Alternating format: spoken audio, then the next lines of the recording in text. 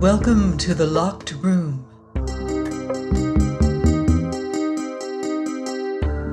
Stories from the golden age of mystery and crime fiction.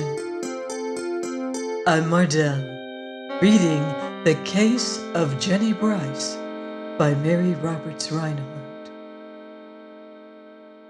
Chapter 5. Mr. Reynolds did not come home to dinner after all. The water had got into the basement at the store.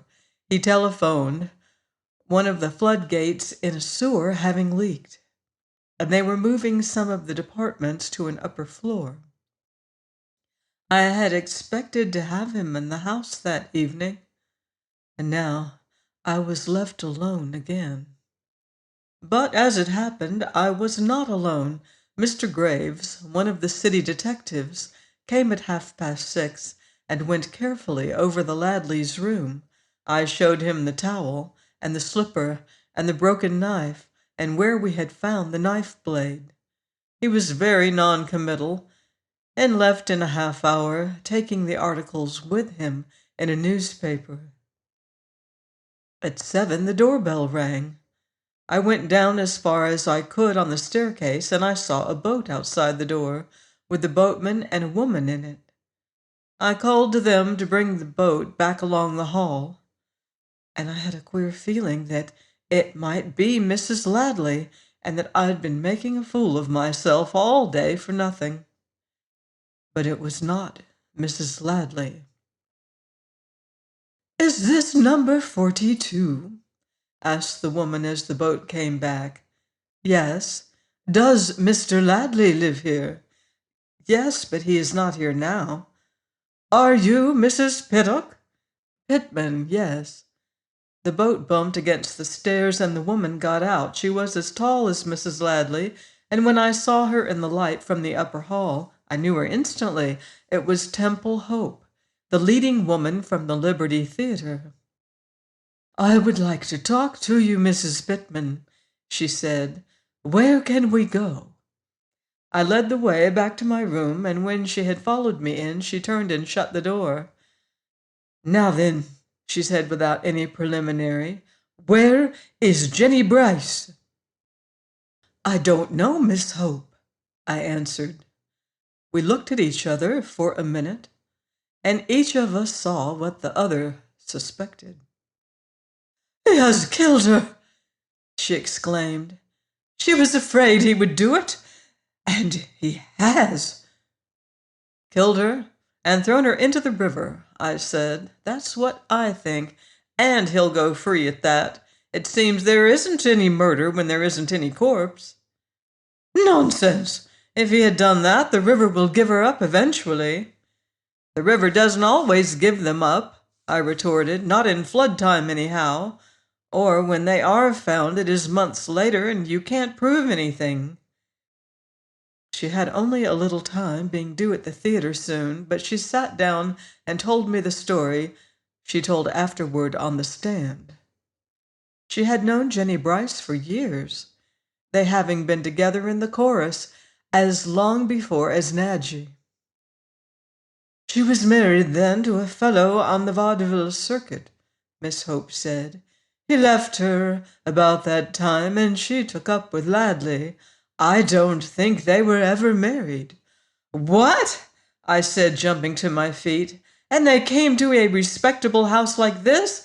There's never been a breath of scandal about this house. Miss Hope, if this comes out, I'm ruined." "Well, perhaps they were married," she said. "Anyhow, they were always quarreling, and when he wasn't playing, it was worse. She used to come to my hotel and cry her eyes out." "I knew you were friends," I said. "Almost the last thing she said to me was about the black and white dress of hers you were to borrow for the piece this week." "Black and white dress? I borrow one of Jennie Brice's dresses?" exclaimed Miss Hope. "I should think not. I have plenty of my own." That puzzled me, for she had said it, that was sure. And then I remembered that I had not seen the dress in the room that day. and I went in to look for it. It was gone. I came back and told Miss Hope. A black and white dress. Did it have a red collar? She asked. Yes. Then I remember it. She wore a small black hat with a red quill with that dress. You might look for the hat. She followed me back to the room and stood in the doorway while I searched. The hat was gone, too. Perhaps, after all, he's telling the truth, she said thoughtfully. Her fur coat isn't in the closet, is it? It was gone. It is strange that all day I had never thought of looking over her clothes and seeing what was missing. I hadn't known all she had, of course, but I had seen her all winter in her fur coat and admired it. It was a striped fur, brown and gray, very unusual. But with the coat missing and a dress and a hat gone, it began to look as if I had been making a fool of myself and stirring up a tempest in a teacup. Miss Hope was as puzzled as I was. Anyhow, if he didn't kill her, she said, it isn't because he did not want to. Only last week she had hysterics in my dressing room and said he had threatened to poison her. It was all Mr. Bronson, the business manager, and I could do to quiet her. She looked at her watch and exclaimed that she was late and would have to hurry. I saw her down to her boat. The river had been falling rapidly for the last hour or two, and I heard the boat scrape as it went over the door-sill. I did not know whether to be glad that the water was going down and I could live like a Christian again, or to be sorry for fear of what we might find in the mud that was always left. Peter was lying where I had put him, on a folded blanket laid in a clothes basket. I went back to him and sat down beside the basket. Peter, I said, poor old Peter, who did this to you? Who hurt you? He looked at me and whined as if he wanted to tell me, if only he could. Was it Mr. Ladley? I asked, and the poor thing cowered close to his bed and shivered. I wondered if it had been he, and if it had, why he had come back. Perhaps he had remembered the towel. Perhaps he would come again and spend the night there. I was like Peter. I cowered and shivered at the very thought. At 9 o'clock, I heard a boat at the door. It had stuck there, and its occupant was scolding furiously at the boatman.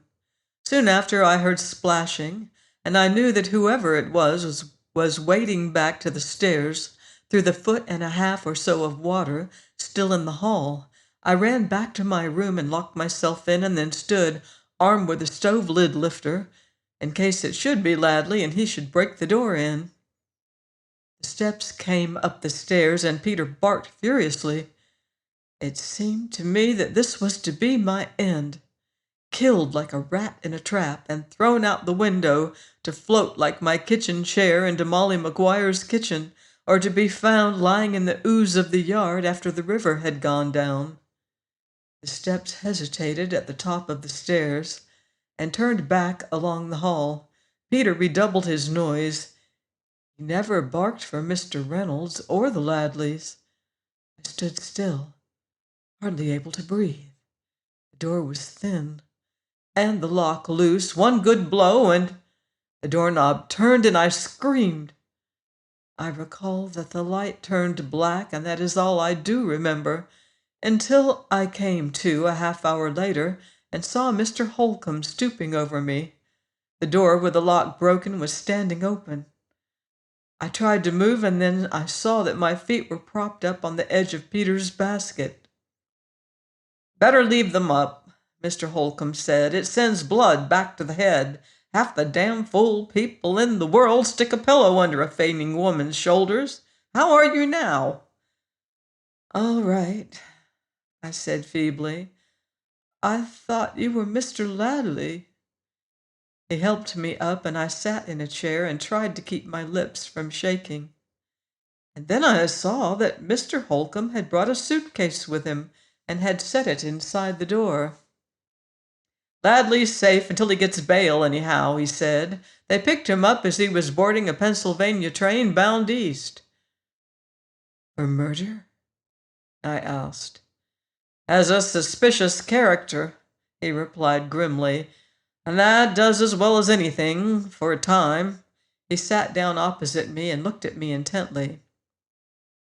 Mrs. Pittman, he said, did you ever hear the story of the horse that wandered out of a village and could not be found? I shook my head. Well, the best wit of the village failed to locate the horse. But one day the village idiot walked into town leading the missing animal by the bridle. When they asked him how he had done it, he said, well, I just thought what I'd do if I was a horse, and then I went and did it. I see, I said, humoring him. You don't see. Now what are we trying to do? We're trying to find a body. Do you intend to become a corpse? He leaned over and tapped on the table between us. We are trying to prove a crime. I intend for the time to be the criminal. He looked so curious, bent forward and glaring at me from under his bushy eyebrows, with his shoes on his knee, for he had taken them off to wade to the stairs, and his trousers rolled to his knees, that I wondered if he was entirely sane. But Mr. Holcomb, eccentric as he might be, was sane enough. Not really a criminal. As really as lies in me. Listen, Mrs. Pittman, I want to put myself in Ladley's place for a day or two, live as he lived, do what he did, even think as he thought if I can. I am going to sleep in his room tonight, with your permission. I could not see any reason for objecting, although I thought it silly and useless. I led the way to the front room, Mr. Holcomb following with his shoes and suitcase. I lighted a lamp, and he stood looking around him. I see you've been here since we left this afternoon, he said. Twice, I replied, first with Mr. Graves, and later. The words died on my tongue. Someone had been in the room since my last visit there. He has been here, I gasped. I left the room in tolerable order. Look at it. When were you here last? At 7:30 or thereabouts. Where were you between 7:30 and 8:30? In the kitchen with Peter. I told him then about the dog and about finding him shut in the room. The washstand was pulled out. The sheets of Mr. Ladley's manuscript, usually in orderly pile, were half on the floor. The bed coverings had been jerked off and flung over the back of a chair. Peter, imprisoned, might have moved the washstand and upset the manuscript. Peter had never put the bedclothing over the chair or broken his own leg. He said, and getting out his notebook, he made an exact memorandum of what I had told him and of the condition of the room. This done, he turned to me. Mrs. Pittman, he said, I'll thank you to call me Mr. Ladley for the next day or so. I am an actor, out of employment, 41 years of age, short, stout, and bald, married to a woman I would like to be quit of, and I am writing a play in which the Shuberts intend to star me, or in which I intend the Shuberts to star me. Very well, Mr. Ladley, I said, trying to enter into the spirit of the thing, and God knows seeing no humor in it. Then you'll like your soda from the icebox? Soda? For what? For your whiskey and soda before you go to bed, sir. Ah, certainly. Yes, bring the soda and... just a moment, Mrs. Pittman. Mr. Holcomb is a total abstainer, and has always been so. It is Ladley, not Holcomb, who takes this abominable stuff. I said I quite understood, but that Mr. Ladley could skip a night if he so wished. But the little gentleman would not hear to it, and when I brought the soda, poured himself a double portion. He stood looking at it with his face screwed up as if the very odor revolted him. The chances are, he said, that Ladley, that I, having a nasty piece of work to do during the night, will take a larger drink than usual. He raised the glass only to put it down. Don't forget, he said, to put a large knife where you left the one last night. I'm sorry the water has gone down, but I shall imagine it's still at the 7th step. Good night, Mrs. Pittman. Good night, Mr. Ladley, I said, smiling. And remember, you are 3 weeks in arrears with your rent. His eyes twinkled through his spectacles. I shall imagine it paid, he said. I went out, and I heard him close the door behind me. Then through the door I heard a great sputtering and coughing, and I knew he had got the whiskey down somehow. I put the knife out, as he had asked me to, and went to bed. I was ready to drop.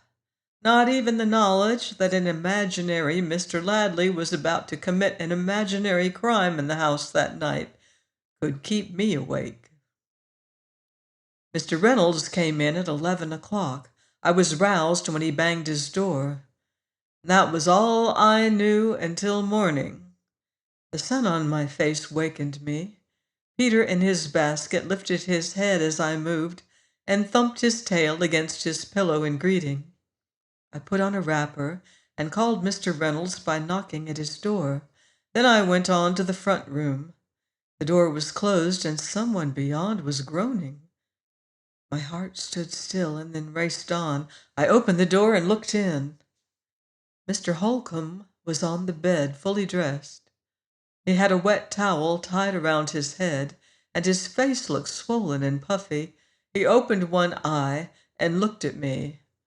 "What a night!" he groaned. "What happened? What did you find?" He groaned again. "Find," he said. "Nothing, except there was something wrong with that whiskey. It poisoned me. I haven't been out of the house." So, for that day at least, Mr. Ladley became Mr. Holcomb again, and as such accepted ice in quantities, a mustard plaster over his stomach, and considerable nursing. By evening he was better, but although he clearly intended to stay on, he said nothing about changing his identity again, and I was glad enough. The very name of Ladley was horrible to me. The river went down almost entirely that day, although there was still considerable water in the cellars. It takes time to get rid of that. The lower floors showed nothing suspicious. The papers were ruined, of course, the doors warped and sprung, and the floors coated with mud and debris. Terry came in the afternoon, and together we hung the dining room rug out to dry in the sun. As I was coming in, I looked over at the Maguire yard. Molly Maguire was there, and all her children around her gaping. Molly was hanging out to dry a sodden fur coat that had once been striped brown and gray. I went over after breakfast and claimed the coat as belonging to Mrs. Ladley, but she refused to give it up. There is a sort of unwritten law concerning the salvage of flood articles, and I had to leave the coat as I had my kitchen chair, but it was Mrs. Ladley's beyond a doubt. I shuddered when I thought how it had probably got into the water. And yet it was curious, too, for if she had had it on, how did it get loose to go floating around Molly Maguire's yard? And if she had not worn it, how did it get in the water? Join me next week as the mystery deepens on the locked room. In the meantime, beware of footsteps in the dark.